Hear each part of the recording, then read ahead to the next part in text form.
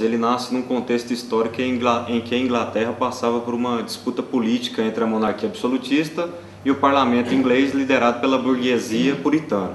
Então, Thomas Hobbes desenvolve a sua filosofia como um pensamento para justificar o poder absolutista do rei, mas não mais baseado na doutrina divina. Ele justifica a necessidade da criação de um Estado para regular as ações entre os homens, com base no pensamento, na expressão latim, homo hominis lupus, que o homem é lobo de próprio homem, havendo assim a necessidade da criação de um Estado para regi-lo.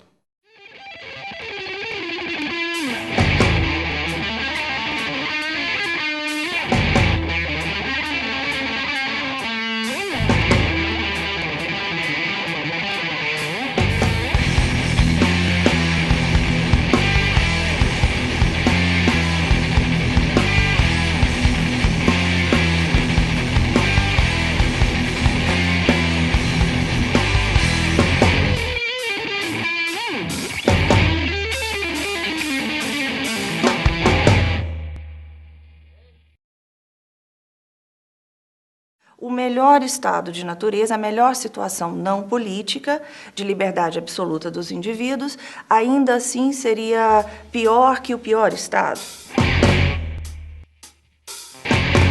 Como é que a polícia vai trabalhar desarmado? Não pode, tem que ter bala mesmo. E adoro as polícias. E tem que ser com revólver mesmo. Vai ter gente que pula em nós, aí quando pula em nós, como é que nós vamos fazer se não tiver um 38?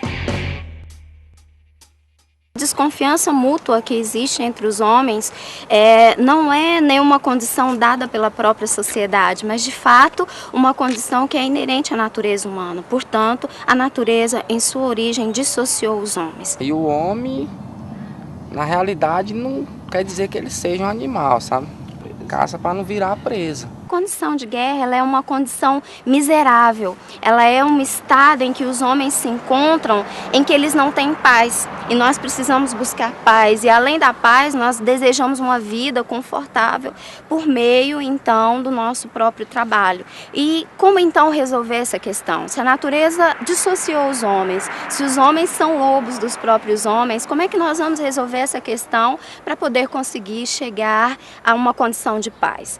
Paz, amor e paz é tão bom. Guerra não presta. Só com quem bate em nós, aí nós temos que esperar. Se bater em nós.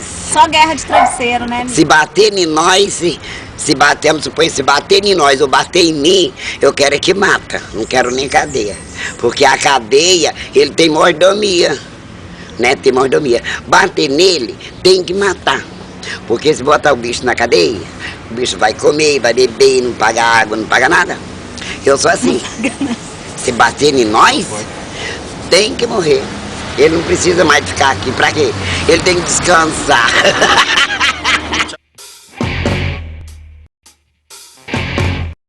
Brigamos pela melhor poltrona, mas choramos com a criança ferida, a árvore derrubada, a despedida. E rimos com um final feliz. Destruímos o muro de Berlim, construímos o de Israel e abraçamos o Museu do Cairo. Hobbes falou do esbarrar humano e, pensando nisso, na sensatez de um contrato. Pelo sexto sentido, digamos que fazemos a guerra, mas também sabemos impedi-la.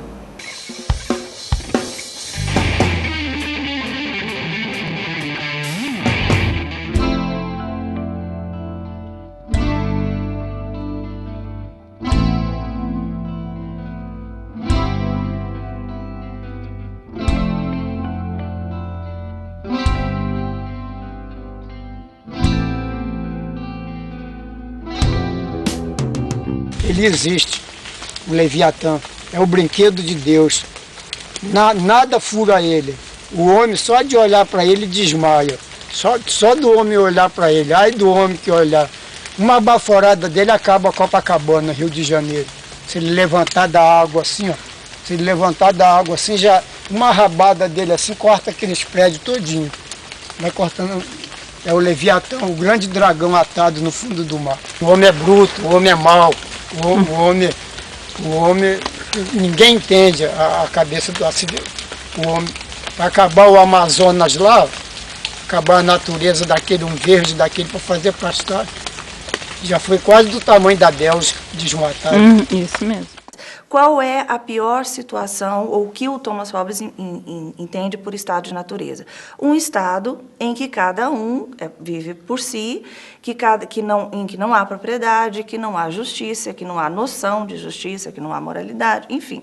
Um estado em que as pessoas sejam absolutamente livres, independentes, solitárias, autônomas, mas, por outro lado, também não há propriedade, não há posse e não há garantia nenhuma de vida, sequer de vida. Quem dirá de liberdade, enfim.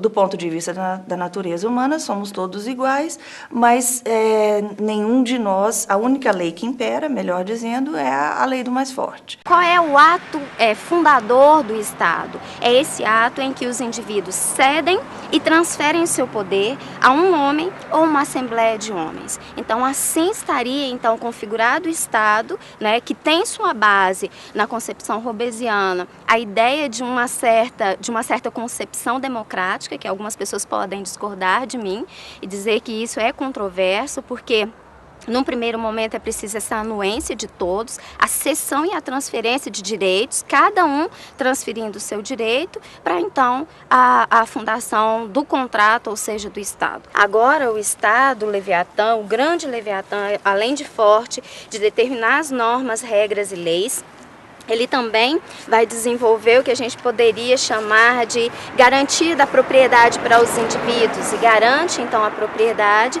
no sentido de que toda a força que você emprega, não é, pelo seu trabalho, consegue então garantir algo para si, você pode conservar porque o Estado lhe garante isso.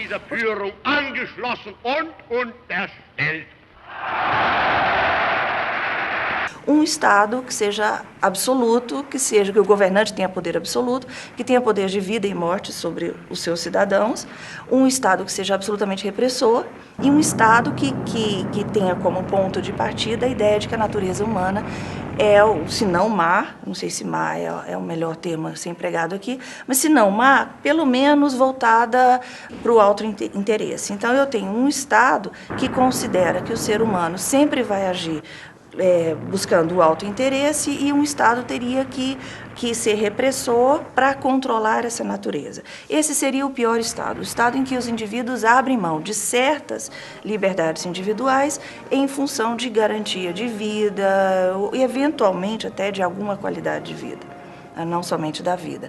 Esse seria o pior Estado que nós podemos imaginar. A teoria do Estado de natureza, ela teria essa função, entre outras, essa não é a única, mas ela teria essa função. Nós precisamos do Estado?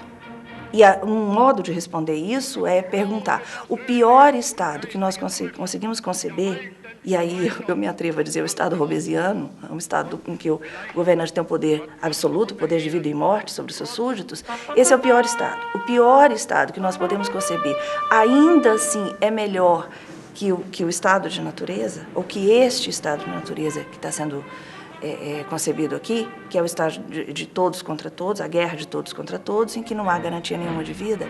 Sim.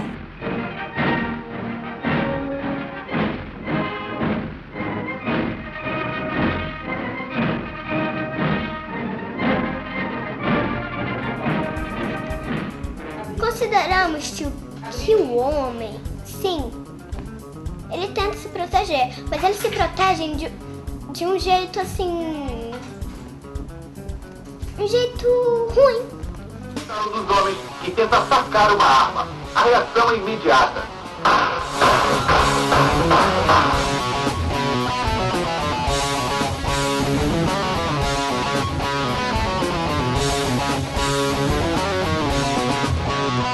O gatilho, a pólvora, o tambor e o susto, o cão, o cano, longo, chumbo, nu e cru, o dedo que coça, a mira certeira, o grosso calibre e a mancha trincheira, o efeito moral, o cacete ensina, spray, pimenta, choque e água fria, o silenciador.